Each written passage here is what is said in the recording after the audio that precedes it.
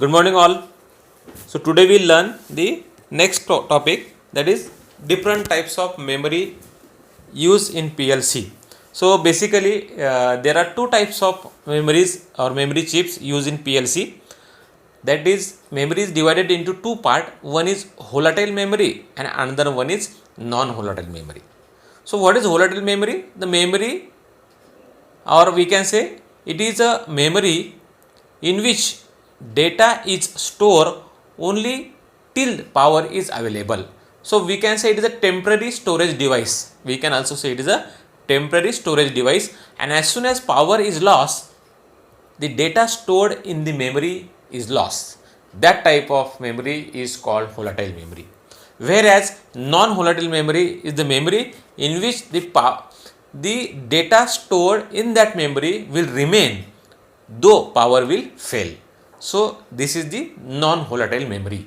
Now, what is the type of volatile memory and type of non-volatile memory, that we will see. So open page number 307. So page number 307, 12.7.2 memory types. So see, memory types will be discussed here in a generalized way for basic understanding of memory chip used in processor, and can be separated into two groups, that is volatile and non-volatile.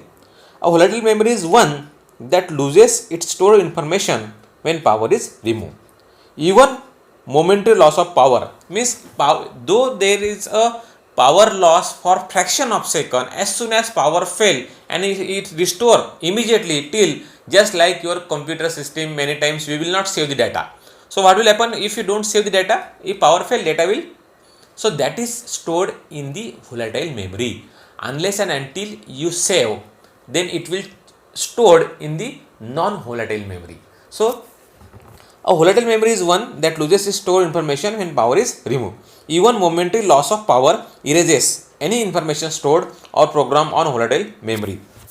A non-volatile memory has the ability to retain stored information when power is removed accidentally or intentionally. So if your data is stored in non-volatile memory, and though you switch off the supply, the data will not erase. So that is the non-volatile. The most common type of आता volatile memory कुठल्या कुठल्या बघा. volatile memory मध्ये basically RAM. आपण म्हणतो ना किती RAM आहे, किती जीबीचा रॅम आहे. So RAM is what? Random access memory. It is a volatile type memory. Means the data stored in the RAM will erase as soon as power failure. Therefore the user program, जो काही programme, समजा तुम्हाला एखादं circuit तुम्ही develop केलं आणि तो circuit develop केलेला प्रोग्राम जो आहे हा आपण रॅममध्ये स्टोअर करतो. मग ह्या रॅममधला जो डेटा आहे, जर पॉवर फेल झाली, it will erase the data. So your user program will again you need to restore the program. So this thing should not happen, and therefore this RAM required the power backup. म्हणून आपण जसं आपल्या कम्प्युटरला बघा UPS असतं, कशासाठी? की तुम्ही काम करता करता जर पॉवर गेली तर your system will not switch off, it will change your to UPS. So that is the backup. So RAM required the backup. रॅमला बॅकअप पाहिजे. म्हणजे जर बॅकअप असेल तरच तुमचा डेटा स्टोअर्ड राहील. If backup is not there, data will not be retain in the RAM. So RAM is the type of volatile memory. The most common type of volatile memory is random access memory, RAM, also referred to as a read-write memory, or as information can be written into or read from this memory. So RAM मध्ये तुम्ही data read पण करू शकता आणि right पण करू शकता. Random access means any memory location can be accessed or used easily. RAM is used for both as user memory program for storing the program and as storage memory for storing of status of input and output and other data required for execution of the program. म्हणजे जसं for example मी तुम्हाला सांगितलं input module आहे आणि output module आहे. तर जे काय इनपुट स्टेटस आलं हे अगोदर मेमरीचे, मी तुम्हाला मेमरीचे, आपण बघा PLCची मेमरीमध्ये input image table, output image table, मेमरीचे user program memory, read, then random, then what we can say that is a variable data memory. So हे जे सेक्शन केलेले आहेत की जो तुमचं इनपुटचं स्टेटस आहे हे अगोदर इनपुट इमेज टेबलमध्ये सेव्ह होतं, ते रॅममध्ये सेव्ह होतं. कशामध्ये? रॅम म्हणजे व्होलाटाईल मेमरीमध्ये. कशासाठी? फक्त टेम्पररी पर्पजसाठी. And then that is updated by the processor, की प्रोसेसरचं समजा तुम्ही एक बटन प्रेस केल्यानंतर मग प्रोसेसर चेक करणार की काय प्रोग्राम आहे, हे इनपुट आल्यानंतर आपल्याला काय करायचं आहे, तोपर्यंत तो डाटा कुठे राहणार, रॅममध्ये. So that is also the use of RAM here, that is explain. As RAM is volatile, it must be backup with battery to retain or protect the store program. Various forms of वेगवेगळ्या RAMs आहेत. कुठल्या आहे, NMOS, HMOS and CMOS RAM. So generally this complementary metal oxide semiconductor type RAM is one of the most popular type of RAM.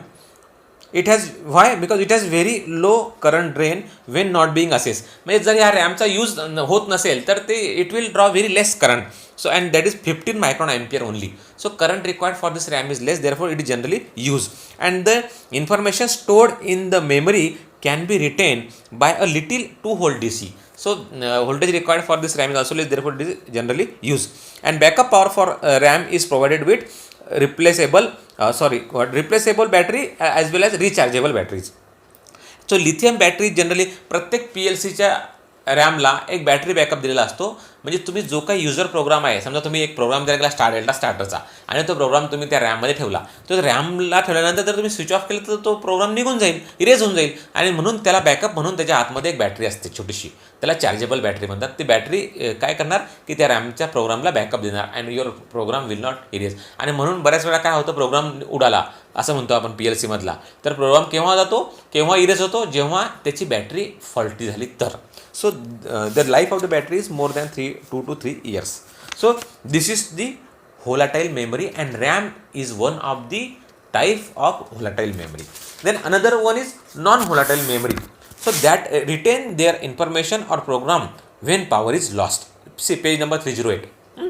So and they do not require battery backup. मग आता हे non volatile memory जी आहे, याचा जरी power switch off झाला तरी याच्यामधले जे काय स्टोअर्ड केलं आहे information, that is not erase.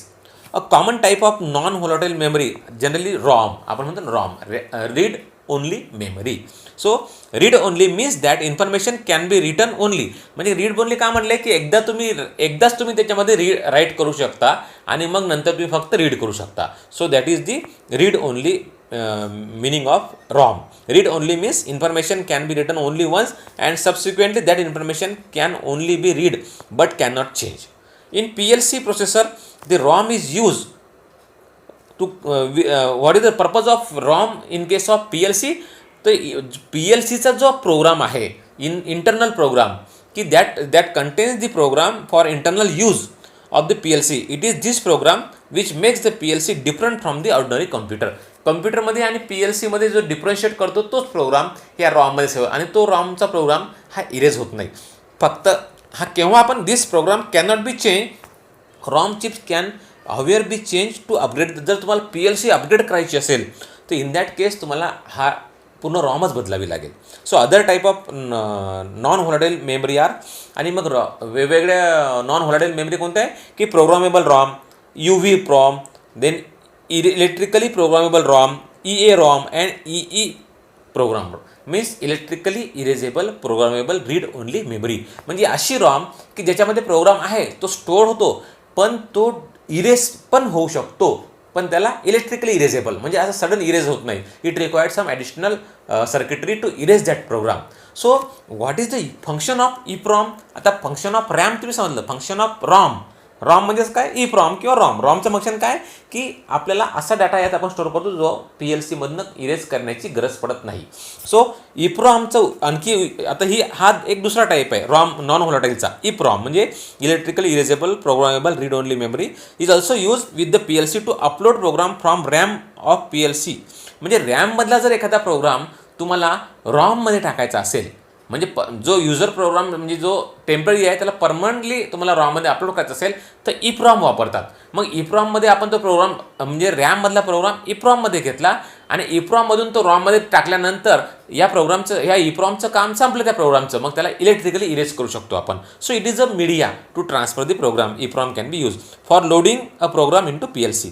A special pin socket is available on the PLC for EEPROM module. EEPROM is thus used as a non-volatile backup for the user program. म्हणजे समजा रॅममधला programme कशामुळे समजा erase झाला तर त्या केसमध्ये तुमच्या EEPROMमध्ये तो बॅकअप असेल. कारण EEPROM-मधला प्रोग्राम जोपर्यंत तुम्ही इरेज करत नाही तोपर्यंत इरेज होत नाही.